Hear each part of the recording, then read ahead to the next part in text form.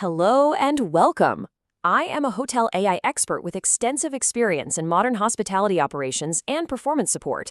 I am absolutely pleased to welcome all students of Europe Hotel School to your online learning journey.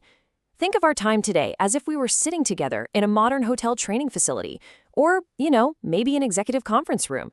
We are going to explore the core principles that elevate a simple manager into a true hospitality leader.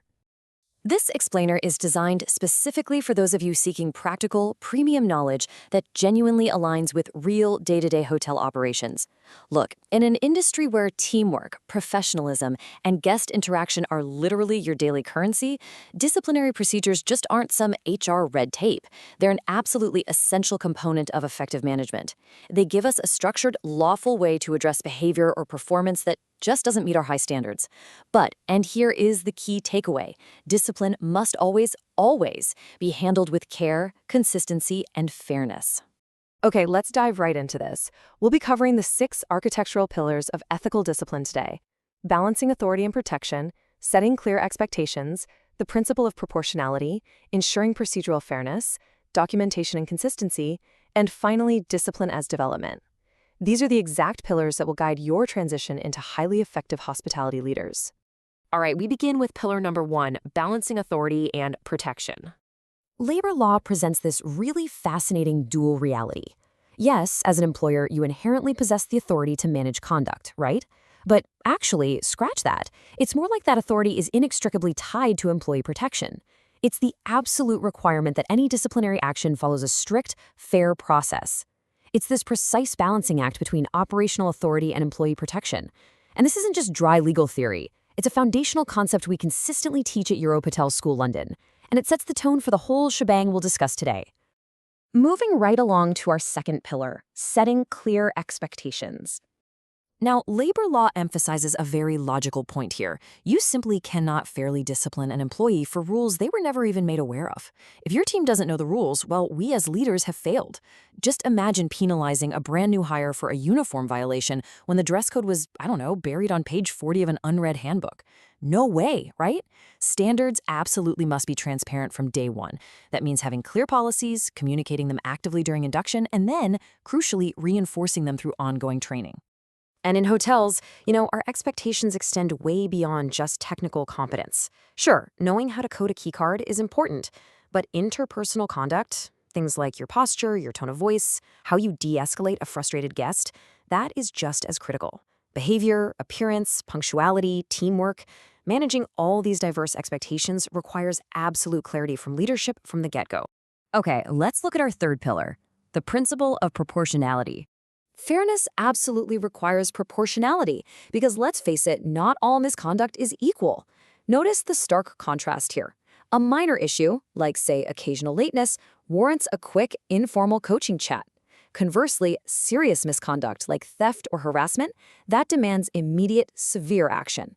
A one-size-fits-all approach to discipline doesn't just undermine fairness, it actively increases legal risk for the hotel. You've got to match your response to the reality of the situation. When hotels successfully apply proportional discipline, they're doing way more than just protecting themselves from legal trouble. They demonstrate immense professionalism and show a genuine respect for the dignity of their workforce. It basically shows your team that you aren't just out there wielding a hammer for every little mistake. You are reasonable, observant, and fair-minded. Let's transition to the fourth pillar, ensuring procedural fairness. Generally speaking, labor law requires 3 really fundamental steps. First, inform the employee of the allegations. Second, provide them an opportunity to respond. And third, let them present their side of the story. Now, picture a busy front desk during a massive holiday rush, or you're dealing with a double-booked VIP suite. It's incredibly tempting to just skip these steps to save time, right? But taking a shortcut here is a massive legal hazard. You just can't do it. A huge component of this procedural fairness often involves representation. Labor law might allow employees to be accompanied by a colleague or a representative during formal meetings. And this is especially vital in hospitality, where your employees might be quite young or maybe entirely new to the workforce. Welcoming this kind of support helps balance the power dynamics in the room. It shows you genuinely care about their well-being, and it deeply reinforces the legitimacy of the whole process. Consider this fundamental truth for a second. A fair process protects not only employees, but also employers. It's a mutual shield. It ensures our decisions are based firmly on objective evidence rather than hasty assumptions. It guards the employee against arbitrary punishment, and at the exact same time, it guards the hotel against costly brand-damaging legal disputes. A total win-win. All right, we've reached the fifth pillar, documentation and consistency. In a high-pressure hospitality environment, let me tell you, human memory is not a reliable management tool. Documentation is. Logging decisions, keeping accurate records of incidents, taking meeting minutes, it all acts as a stabilizing force that actively promotes both transparency and accountability across the board. Hotels are unique ecosystems. Shift work and multiple supervisors are totally the norm. A night auditor might report to a completely different manager than a daytime concierge. Because of this reality, strict documentation is literally the only reliable way to ensure situations are treated consistently. It shouldn't matter who the employee is, what time their shift is, or which department they work in. Inconsistent discipline, that is a fast track to claims of unfair treatment or discrimination. As Europe Hotel School London consistently emphasizes, we really need to reframe how we think about record keeping. Good documentation is not about a culture of mistrust, not at all. It is about elite professionalism and strict legal compliance. It's a hallmark of strong management, not a sign of suspicion. The best hotels actively train their managers to apply these standards uniformly while still being, human enough to consider individual circumstances. Finally, we arrive at our sixth pillar, discipline as development. This right here is the culmination of our explainer, and it represents a profound philosophical shift in how we view management altogether. We absolutely must move away from a punitive mindset, one that's entirely focused on punishment and threat.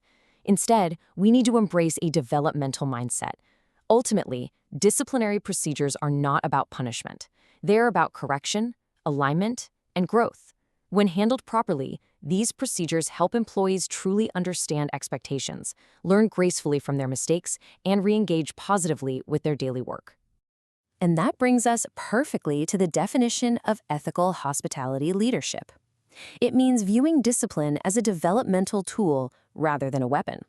When you use this process to guide rather than threaten, you actively foster deep trust and remarkable resilience within your teams. This positive philosophy is absolutely central to the ethical leadership taught at Europe Hotel School, London. So as future senior leaders in this incredible industry, I want to leave you with one final provocative thought to guide your professional journey. How will you use the disciplinary process to foster trust rather than fear in your future hospitality teams? Thank you so much for joining me on this online learning journey. Keep these pillars in mind as you step out into your roles as true hospitality leaders.